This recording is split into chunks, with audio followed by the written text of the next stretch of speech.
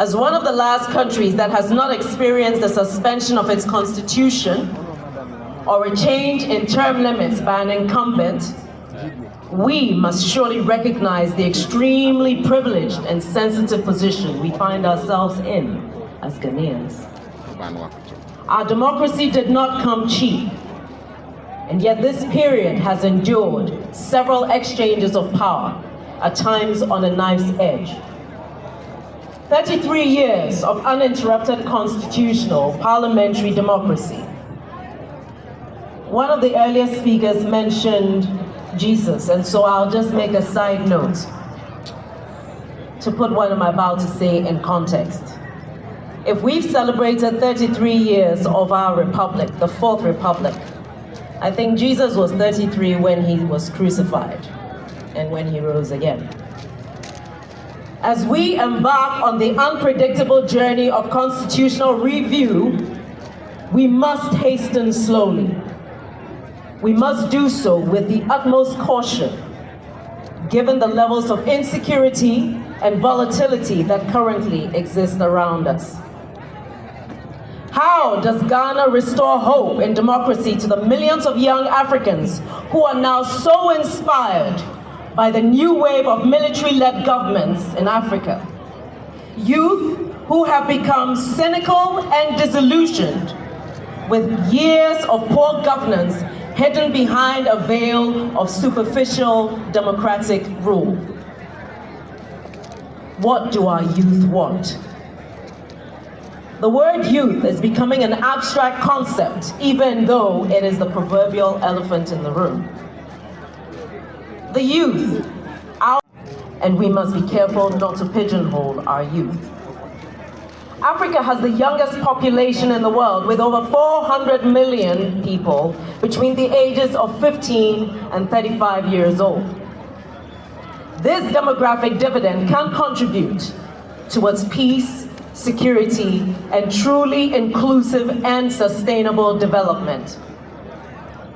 Of course, this would require socio-economic investment driven by political will to improve our developmental index as a country and as a continent.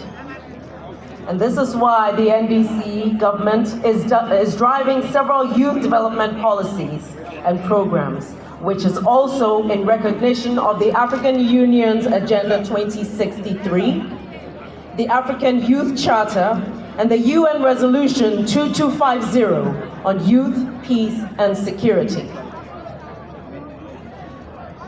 Ladies and gentlemen, the UN Resolution 2250 was adopted in 2015 and recognized that the youth can play an important role in preventing and resolving conflicts, and in particular in stabilization, integration, and the success of peacekeeping and peace-building activities.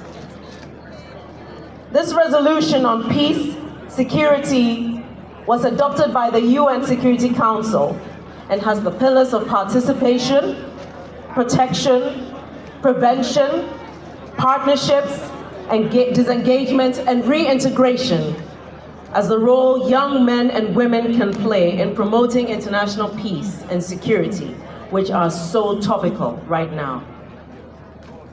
The UN Security Council Resolution 2419, which was adopted in 2018, calls for the full inclusion of young people in negotiation and implementation of peace agreements, but it also recognizes the importance of the greater participation of young people in decision making. As a people, we must promote good governance, access to justice, equitable access to resources for our youth, if we are to curb the trends in violent extremism and terrorism, which have become a costly and yet a profitable enterprise across the continent. Our youth are neither a threat to be contained nor a problem to be solved. Our youth are the sons and the daughters of Africa. True inclusivity gives the young men and women seats at the table as decision makers in the setting of our developmental agenda, as well as institutional reform with a vision into the future that meets their individual and collective aspirations. In other words, our youth, those who are the true representatives of Ghana and of the continent, must be directly involved in the formulation, design, implementation, and evaluation of policies and programs. Our young people are not window dressing, nor are they props to be brought in at the end of the cycle that they have